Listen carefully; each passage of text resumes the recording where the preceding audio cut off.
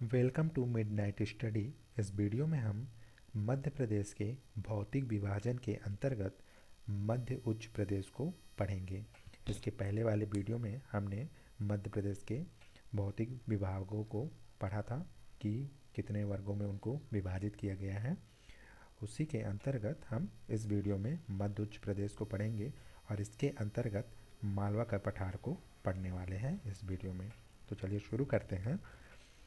यह एक त्रिभुजाकार पठारी है। मध्य उच्च प्रदेश जो है त्रिभुजाकार पठारी है जो नर्मदा, सोन घाटियों एवं अरावली श्रेणियों के मध्य विस्तृत है, यानी फैला हुआ है। ठीक है, जिसे मध्य उच्च प्रदेश के नाम से जाना जाता है। तो यह एक त्रिभुजाकार पठारी है जो नर्मदा, सोन घाटियों एवं अरावली श्रेणियों के मध्य फैला हुआ है, जिसे मध्य उच्च प्रदेश के नाम से जाना जाता है। ठीक है, इसकी उत्तरी सीमा सामान्यतः यमुना नदी द्वारा बनाई जाती है। इसकी उत्तरी सीमा जो है वह यमुना नदी द्वारा बनाई जाती है। ठीक है, विंध्याचल, भांडेर, कैमूर की श्रेणियाँ इसी प्रदेश के भाग हैं। तो ये सभी श्रेणियाँ इसी प्रदेश के भाग हैं। ठीक है, जो नर्मदा सोन नदी घाटी के उत्तर में स्थित है। ठीक है, जो नर्मदा सोन घाटी के उत्तर में स्थित हैं। कौन कौन से?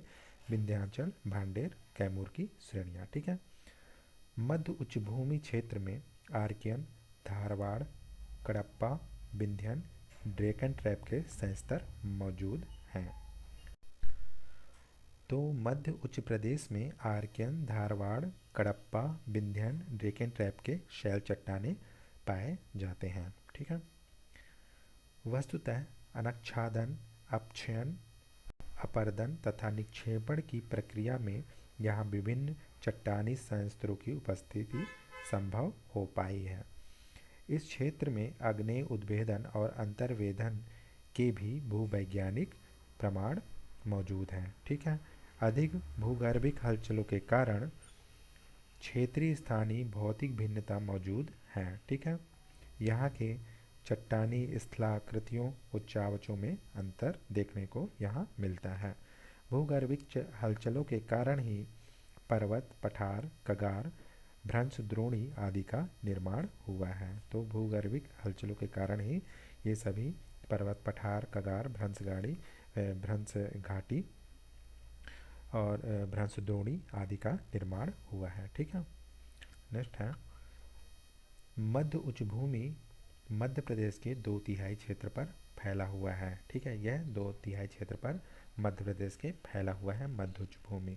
मध्य उच्च भूमि पर नदियाँ उत्तर उत्तर पूर्व दिशा की ओर प्रवाहित होती हैं। तो उत्तर उत्तर की ओर और उत्तर पूर्व की ओर प्रवाहित होती हैं यहाँ की नदियाँ और अंततः यमुना नदी में मिल जाती हैं। ठीक है, इस प्रदेश की प्रमुख नदियों में चंबल, केन, बेतवा, काली सिंध, पार्वती और क्षिप्रा आदि नदियाँ सम्मिलित हैं। तो चंबल, केन, बेतवा, काली सिंध, पार्वती, क्षिप्रा नदी यही मध्य उच्च प्रदेश की नदियाँ हैं। यह प्रदेश गंगा नदी बेसिन का हिस्सा है। तो यह प्रदेश जो है गंगा नदी बेसिन का हिस्सा है, क्योंकि यहाँ की सभी नदियाँ गंगा नदी या उसकी सहायक नदियों में जाकर मिल जाती हैं। ठीक है, मध्य उच्च प्रदेश के भाग। मध्य उच्च प्रदेश के हम 5 भागों में विभाजित कर सकते हैं मध्य उच्च प्रदेश को। ठीक है, कौन कौन से? मालवा के पठार, मध्य भारत का पठार, बुंदेलखंड का पठार, रीवा पन्ना का पठार और नर्मदा सोन घाटी। तो मध्य उच्च प्रदेश को 5 भागों में विभाजित किया गया है। कौन कौन से पठार में? मालवा के पठार में, मध्य भारत के पठार में, बुंदेलखंड के पठार में, रीवा पन्ना का पठार, नर्मदा सोन घाटी इसमें सम्मिलित हैं, मध्य उच्च प्रदेश के भाग हैं। ठीक है, तो ये है मध्य उच्च प्रदेश। यहाँ से पूरा, यहाँ से ये त्रिभुजाकार पठारी, इसमें मालवा का पठार, रीवा पन्ना का पठार, बुंदेलखंड का पठार, मध्य भारत का पठार, ठीक है, और नर्मदा सोन घाटी भी सम्मिलित है। ठीक है, तो ये मध्य उच्च प्रदेश के भाग हैं। ठीक है,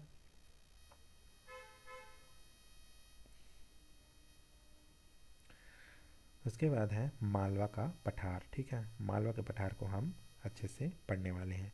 इसकी भौगोलिक स्थिति है, यह पठार 20 डिग्री 17 मिनट उत्तरी अक्षांश से 25 डिग्री 28 मिनट उत्तरी अक्षांश तथा 73 डिग्री 17 मिनट पूर्वी देशांतर से 79 डिग्री 79 डिग्री 4 मिनट पूर्वी देशांतर के मध्य स्थित है। ठीक है, इस पठार का कुल क्षेत्रफल 28,222 वर्ग किलोमीटर है। ठीक है, 28,222 वर्ग किलोमीटर है। यह मध्य प्रदेश के कुल क्षेत्रफल का 26.81% है, जो मध्य प्रदेश का सबसे बड़ा भौतिक विभाग है। ठीक है, तो यहाँ पे ये थोड़ा सा करेक्शन कर लीजिएगा, ये 26 नहीं है, ये 28% है। ठीक है, 28%। ठीक, तो इस पठार का कुल क्षेत्रफल है 88,222 वर्ग किलोमीटर और यह मध्य प्रदेश के कुल क्षेत्रफल का 28% 28% क्षेत्र अपने पास रखता है, जो मध्य प्रदेश का सबसे बड़ा भौतिक विभाग है। ठीक है, मालवा के पठार के दक्षिण में नर्मदा घाटी, पूर्व में रीवा पन्ना का पठार, उत्तर में मध्य भारत का पठार और बुंदेलखंड का पठार, उत्तर पश्चिम में राजस्थान और दक्षिण पश्चिम में गुजरात राज्य स्थित हैं। ठीक है, तो मालवा के पठार के दक्षिण में नर्मदा घाटी, पूर्व में रीवा पन्ना का पठार, उत्तर में मध्य भारत का पठार और बुंदेलखंड का पठार, उत्तर पश्चिम में राजस्थान और दक्षिण पश्चिम में गुजरात राज्य स्थित है। इसको देख लेते हैं हम।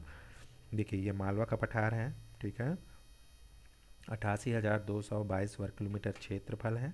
ठीक है, 28% भाग मध्य प्रदेश का ये अपने पास रखता है। ठीक है, अगर इसके उत्तर में देखा जाए तो मध्य भारत का पठार, इधर देखा जाए तो बुंदेलखंड का पठार, इधर देखा जाए रीवा पन्ना का पठार, दक्षिण में देखा जाए तो नर्मदा सोन घाटी। ठीक है, और पश्चिम में देखा जाए तो गुजरात, उत्तर पश्चिम में राजस्थान। ठीक है, ये सभी स्थित हैं। ठीक है, मालवा के पठार। इसका विस्तार देख लेते हैं, मालवा के पठार का कहाँ कहाँ तक कौन कौन से ज़िले इसके अंतर्गत आते हैं। तो इसके अंतर्गत नीमच, मंदसौर, झाबुआ, अलीराजपुर, धार, उज्जैन, देवास, भोपाल, इंदौर, गुना, अशोकनगर, शाजापुर, राजगढ़, आगरमालवा, सागर, विदिशा, रायसेन इत्यादि लगभग 18 जिले का क्षेत्र इसके अंतर्गत आते हैं। ठीक है, तो मालवा के पठार में 18 जिले लगभग इसके क्षेत्र के अंतर्गत आते हैं। ठीक है, यहाँ की नदियाँ देख लेते हैं। मालवा पठार में 2 प्रकार का अपवाह तंत्र पाया जाता है। कौन कौन से? उत्तर दिशा की ओर बहने वाली नदियाँ और पश्चिम दिशा की ओर बहने वाली नदियाँ। ये 2 अपवाह तंत्र, एक उत्तर दिशा की ओर, एक पश्चिम दिशा की ओर पाया जाता है। ठीक है, उत्तर दिशा की ओर बहने वाली नदियों को देख लेते हैं। चंबल, सिंध, बेतवा, क्षिप्रा, नेवज, सोना, बारना बारना नदियाँ उत्तर में प्रवाहित होकर यमुना नदी में मिलती हैं। कौन कौन सी? चंबल, सिंध, बेतवा, क्षिप्रा, नेवज, सोना, बारना नदियाँ उत्तर में प्रवाहित होकर यमुना नदी में मिल जाती हैं। वहीं पश्चिम दिशा की ओर कौन कौन सी नदियाँ बहती हैं? नर्मदा, ताप्ती, माही, ये तीनों नदियाँ पश्चिम दिशा की ओर प्रवाहित होती हैं। ठीक है, और अरब सागर में जाकर मिल जाती हैं। ठीक है, मध्य प्रदेश की अधिकांश नदियों का उद्गम मालवा के पठार से होता है। यानी मध्य प्रदेश की जो अधिकांश नदियां हैं वह मालवा के पठार से उद्गमित होती हैं। ठीक है, नदियां प्रवाहित होकर अनन्य क्षेत्रों में चली जाती हैं, इसलिए मालवा के पठार को नदियों का मायका भी कहा जाता है। तो इसको याद रखिएगा, मालवा के पठार को नदियों का मायका भी कहा जाता है। कर्क रेखा मध्य प्रदेश के मालवा का पठार के मध्य से होकर गुजरती है। तो कर्क रेखा मालवा के पठार के मध्य से होकर गुजरती है। मालवा का पठार चंबल और नर्मदा नदियों के अपवाह के मध्य जल विभाजक का कार्य करता है। ठीक है, तो जो मालवा का पठार है वह चंबल और नर्मदा नदियों के जो अपवाह तंत्र है उसके मध्य जल विभाजक का कार्य करता है मालवा का पठार।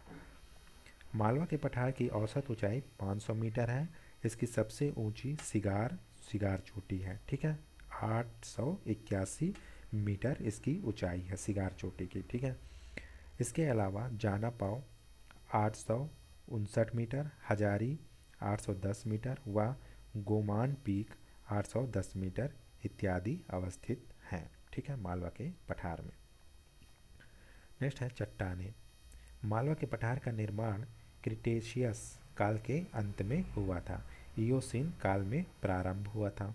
इसी समय टेथिस सागर की भूसन्नति में हिमालय पर्वत का निर्माण हो रहा था। तो इसी समय जब मालवा का पठार निर्माण हो रहा था उसी समय टेथिस सागर की भूसन्नति हिमालय पर्वत का भी निर्माण हो रहा था।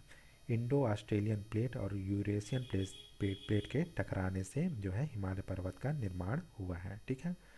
इसी समय मध्य भारत की दरारों से लावा निकला और परत दर परत जमा होता गया ज्वालामुखी उद्गार से। यह मूलतः आग्नेय चट्टान है, ठीक है।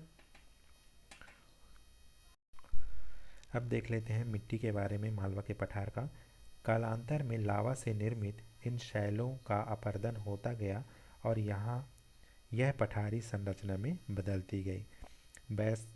बैसाल्टिक लावा के अपक्षय व अपरदन से काली मिट्टी का निर्माण हुआ है। तो मालवा के पठार में सामान्यतः काली मिट्टी पाया जाता है, ठीक है। यहाँ की कृषि देख लेते हैं। इस पठार की काली मिट्टी में कपास, सोयाबीन, गेहूँ, मूंगफली प्रमुख फसलें हैं। तो यहाँ कपास, सोयाबीन, गेहूँ और मूंगफली के फसलें उगाई जाती हैं मालवा के पठार में। वनस्पति साल, तेंदुपत्ता, टीक, सागौन लगभग 40% क्षेत्र पर फैले हुए हैं। तो यहाँ पे जो वनस्पति मिलते हैं, साल मिलते हैं, तेंदुपत्ता, टीका, सागौन लगभग 40% क्षेत्र पर फैले हुए हैं। तापमान यहाँ की यह समशीतोष्ण उपोष्ण जलवायु का क्षेत्र है, ठीक है। तो समशीतोष्ण उपोष्ण जलवायु का क्षेत्र है मालवा का पठार, ग्रीष्मकाल से शीतकाल तक। मालवा के पठार में वर्षा लगभग 60 सेंटीमीटर से 125 सेंटीमीटर वार्षिक अरब सागर के मानसून से होती है, ठीक है। तो 60 सेंटीमीटर से 125 सेंटीमीटर वार्षिक वर्षा जो है वह अरब सागर के मानसून से होती है। यहाँ महाद्वीपीय जलवायु पाई जाती है, यही याद रखिएगा, ठीक है।